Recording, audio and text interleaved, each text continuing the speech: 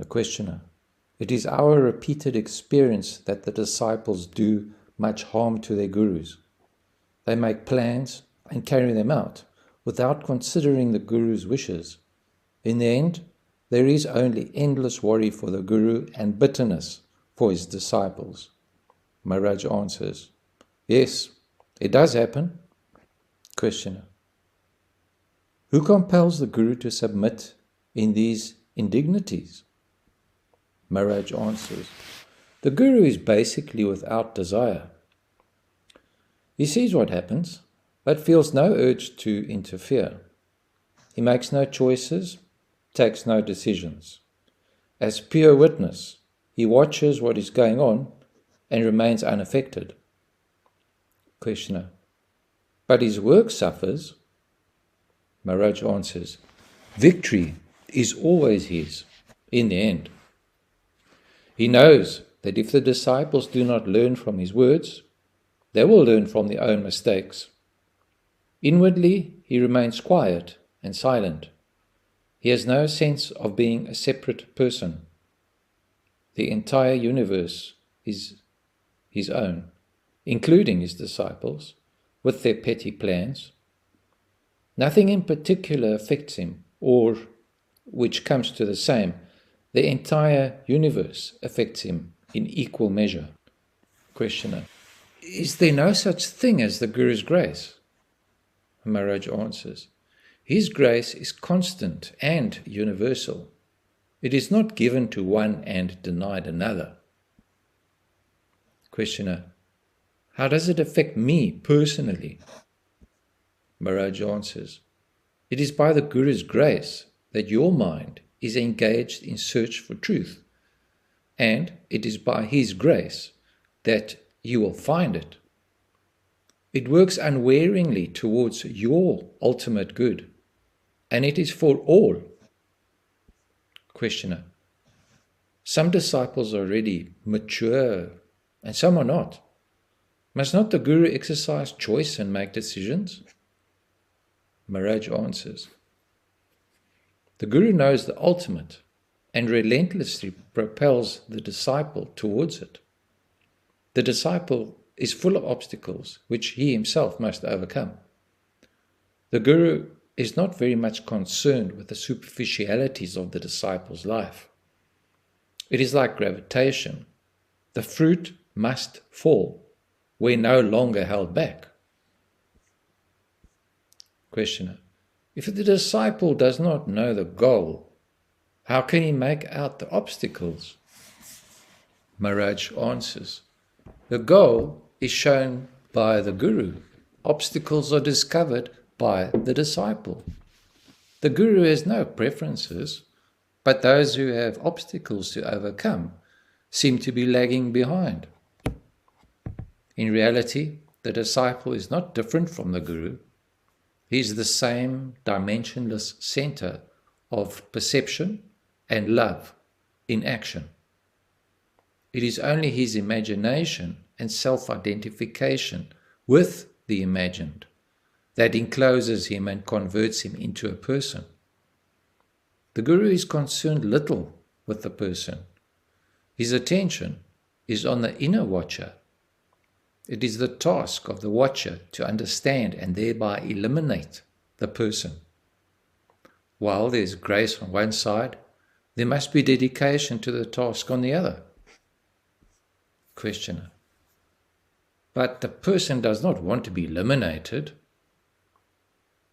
Maharaj answers, the person is merely the result of a misunderstanding. In reality, there is no such thing. Feelings, thoughts, and actions race before the watcher in endless succession, leaving traces in the brain and creating an illusion of continuity. A reflection of the watcher in the mind creates the sense of I, and the person acquires an apparently independent existence. In reality, there is no person, only the watcher identifying himself with the I and the mine. The teacher tells the watcher, you are not this. There is nothing of yours in this. except the little point of I am, which is the bridge between the watcher and his dream. I am this, I am that, is the dream, while pure I am has the stamp of reality on it. You have tasted so many things, all come to naught. Only the sense I am persisted, unchanged. Stay with the changeless among the changeful until you are able to go beyond. Questioner: when will it happen? Maharaj: it will happen as soon as you remove the obstacles. Questioner: which obstacles? Maharaj answers: desire for the false and fear of the true. You, as the person, imagine that the Guru is interested in you as a person. Not at all. To him, you are a nuisance and a hindrance to be done away with. He actually aims at your elimination as a factor in consciousness. Questioner: if I am eliminated, what will remain? Maharaj answers: nothing will remain. All will remain. The sense of identity will remain, but no longer identification with a particular body. Being, awareness, love will shine in full splendor. Liberation is never of the person. It is always from the person. Questioner: and no trace remains of the person? Maharaj answers: a vague memory remains, like the memory of a dream or early childhood. After all, what is there to remember? A flow of events, mostly accidental and meaningless. A sequence of desires and fears and inane blunders. Is there anything worth remembering? The person is but a shell imprisoning you. Break the shell. Questioner: whom are you asking to break the shell? Who is to break the shell? Maharaj answers: break the bonds of memory and self-identification, and the shell will break by itself. There is a center that imparts reality to whatever it perceives.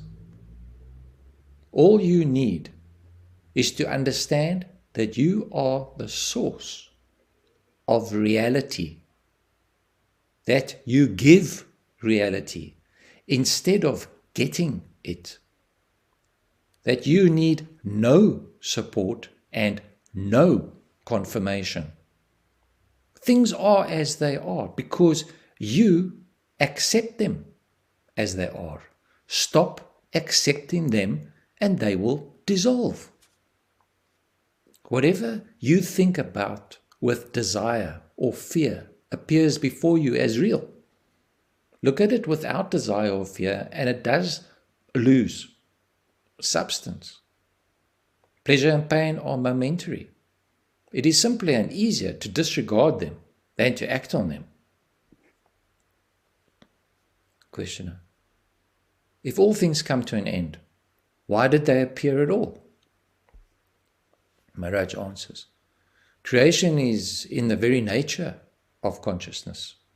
Consciousness causes appearances. Reality is beyond consciousness. Questioner: while we are conscious of appearances, how is it that we are not conscious that these are mere appearances? Maharaj answers: the mind covers up reality without knowing it. To know the nature of the mind, you need intelligence, the capacity to look at the mind in silent and dispassionate awareness. Questioner: if I am of the nature of all-pervading consciousness, how could ignorance and illusion happen to me? Maharaj answers: neither ignorance nor illusion ever happened to you. Find the self to which you ascribe ignorance and illusion, and your question will be answered. You talk as if you know the self and see it to be under the sway of ignorance and illusion. But, in fact, you do not know the self, nor are you aware of ignorance. By all means, become aware. This will bring you to the self, and you will realize that there is neither ignorance nor delusion in it. It is like saying, if there is sun, how can darkness be? As under a stone, there will be darkness, however strong the sunlight. So in the shadow of the I and the body, consciousness, there must be ignorance and illusion. Questioner, but why did the body consciousness come into being? Maharaj answers, don't ask why, ask how. It is in the nature of creative imagination to identify itself with its creations. You can stop it at any moment by switching off attention or through investigation. Questioner, does creation come before investigation? Maharaj answers, first you create a world, then the I am becomes a person who is not happy for various reasons. He goes out in search of happiness, meets a guru who tells him, you are not a person, find who you are.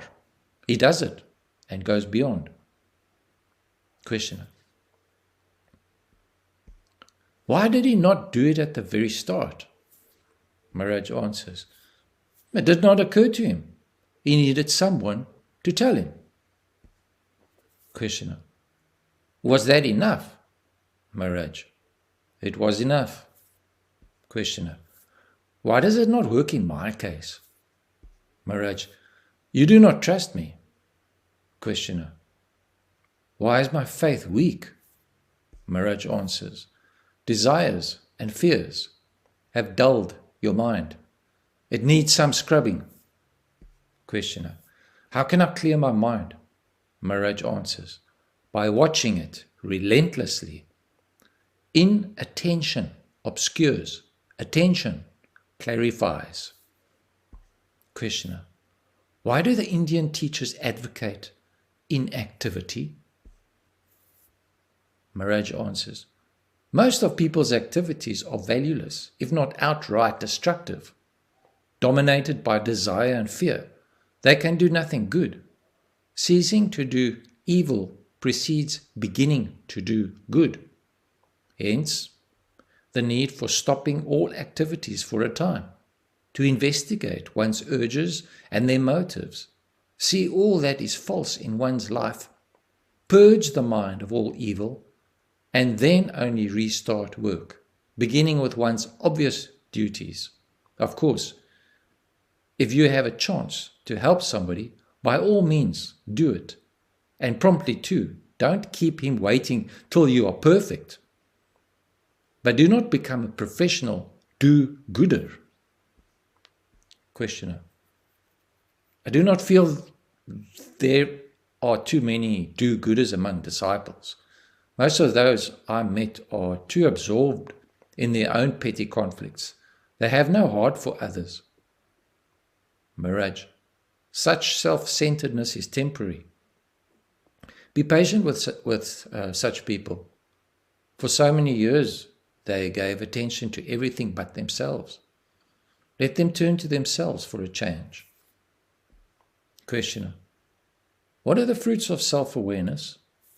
Maharaj answers, you grow more intelligence. In awareness, you learn. In self-awareness, you learn about yourself. Of course, you can only learn what you are not. To know what you are, you must go beyond the mind. Questioner, is not awareness beyond the mind? Maharaj answers, awareness is the point at which the mind reaches out beyond itself into reality. In awareness, you seek not what pleases, but what is true? Questioner. I find that awareness brings about a state of inner silence, a state of psychic void. Maharaj answers, it is all right as it goes, but it is not enough. Have you felt the all-embracing emptiness in which the universe swims like a cloud in the blue sky? Maharaj, questioner. Sir, let me first come to know well my own inner space. Maharaj answers, destroy the wall that separates. The I am the body idea, and the inner and the outer will become one. Questioner. Am I to die? Maharaj answers, physical destruction is meaningless. It is the clinging to sensate life that binds you. If you could experience the inner void fully, the explosion into the totality would be near. Questioner. My own spiritual experience has its seasons. Sometimes I feel glorious. Then again I'm down. I'm like a little boy, going up, going down, going up, going down. Maharaj answers, all changes in consciousness are due to the I am the body idea. Divested of this idea, the mind becomes steady. There is pure being, free of experiencing anything in particular. But to realize it, you must do what your teacher tells you. Mere listening, even memorizing, is not enough. If you do not struggle hard to apply every word of it in your daily life, don't complain that you made no progress. All real progress is irreversible. Ups and downs merely show that the teaching has not been taken to heart and translated into action fully. Questioner. The other day you told us that there is no such thing as karma, yet we see that everything has a cause and the sum total of all the causes may be called karma. Maharaj answers, as long as you believe yourself to be a body, you will ascribe causes to everything. I do not say things have no causes. Each thing has innumerable causes. It is as it is, because the world is as it is. Every cause in its ramifications covers the universe. When you realize that you are absolutely free to be what you consent to be, that you are what you appear to be because of ignorance or indifference, you are free to revolt and change. You allow yourself to be what you are not. You are looking for the causes of being what you are not.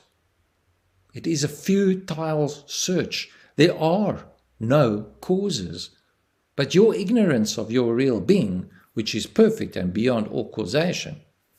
Whatever happens, all the universe is responsible, and you are the source of the universe. Questioner. I know nothing about being the cause of the universe. Maharaj answers, because you do not investigate, inquire, search within, and you'll know. Questioner. How can a speck like me create the vast universe? Maharaj answers, when you are infected with the I am the body virus, a whole universe springs into being. But when you have had enough of it, you cherish some fanciful ideas about liberation and pursue lines of action totally futile.